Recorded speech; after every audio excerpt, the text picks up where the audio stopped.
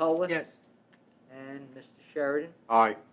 And we'll also know for the record, a synopsis of the budget will appear in the Hanover Eagle and also on the township's website.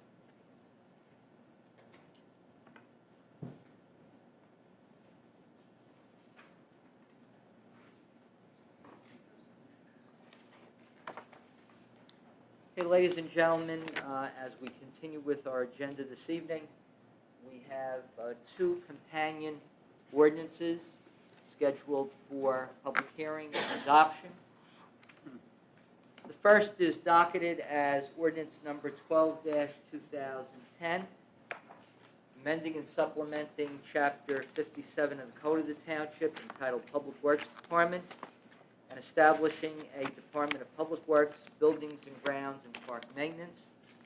We have the proof of publication that the ordinance and the notice of introduction appeared in full in the April 1st issue of the Hanover Eagle.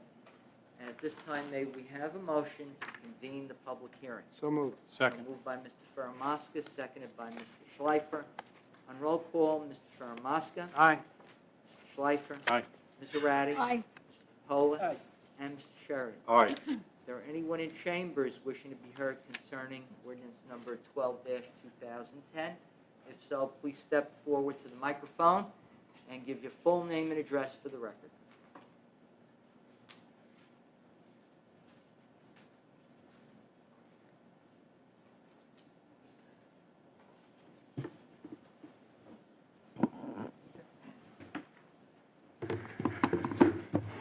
Good evening, Joe Mahalko, 12 Anna Terrace, Whippany, New Jersey, Township of Hanover. I have not had a whole lot of time to go over both of these companion ordinances. The first question that I had was why they couldn't have been one, but that's probably some good reason for that. I think I would like to address the issue of consolidation in this respect. I'm not sure that of what the ultimate goal of consolidation is going to achieve. However, I'm sure that the efforts of our committeemen, Committeeman Schleifer, Committeeman Ferramaska, that they have researched the various aspects of this ordinance, and I'm sure that I respect both gentlemen, and I think that they are in their hearts feel that this is the most viable solution for a problem that may or may not exist.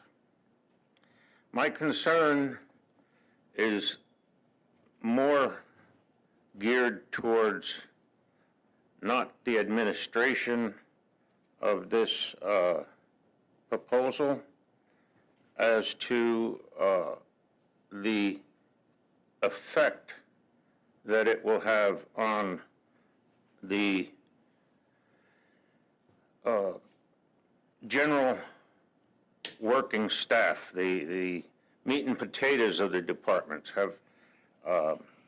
If all of these things have been taken into consideration, I'm sure that this is a viable option to entertain.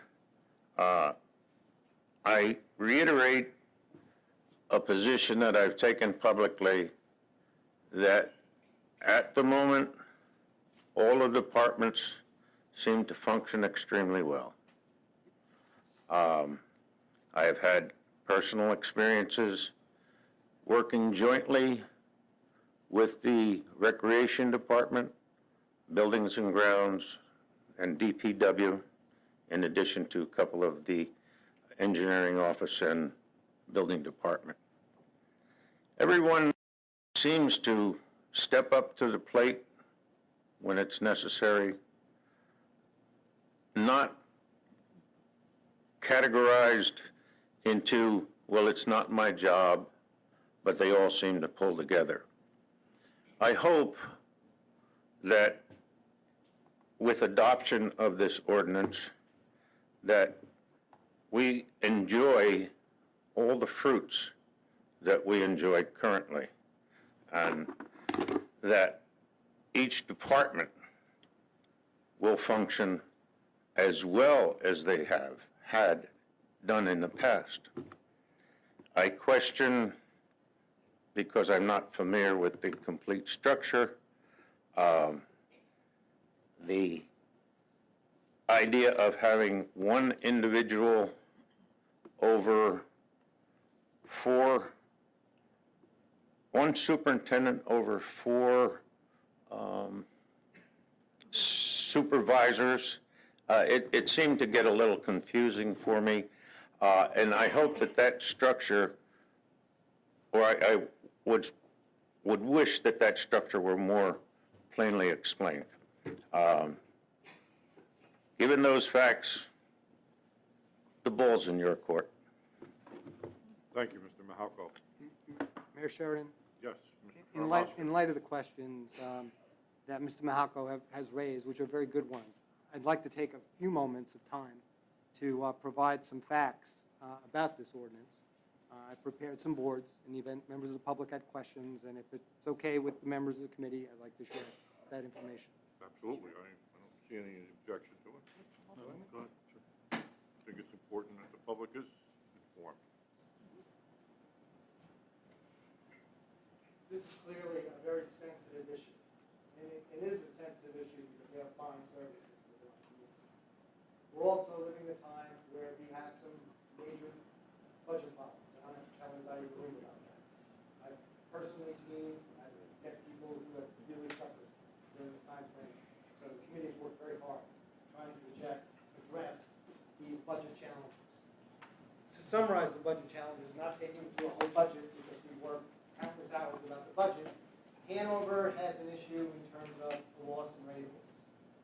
And the loss in ratables are coming and are affecting us as follows. There's something called the tax mix shift.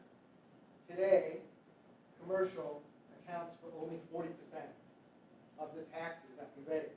Years ago, it was 44. Residential, on the other side, at one point was 56. Is now up to 60% of the tax load is now on the residents. There's a rateable decline.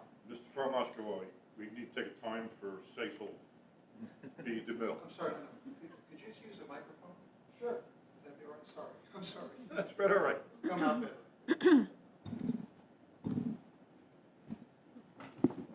How's your tape while we're at it? Is that better? That'd be good. Working? It's working. Okay. All right. Next, we also have a challenge, and our challenge is decline. The rateable decline is linked in terms of what's going on with our economy. What's the cost to the homeowners as associated with this decline of $45 million? Well, it's around $570,000 in terms of tax implication to the homeowners due to this rateable decline. So these are the challenges. What's the great state of New Jersey doing to help us meet these challenges? Well, we are a suburban in Morris County. This is what's happening to Hanover Township. Thank you, Trenton. We're down $645,000 in terms of state aid.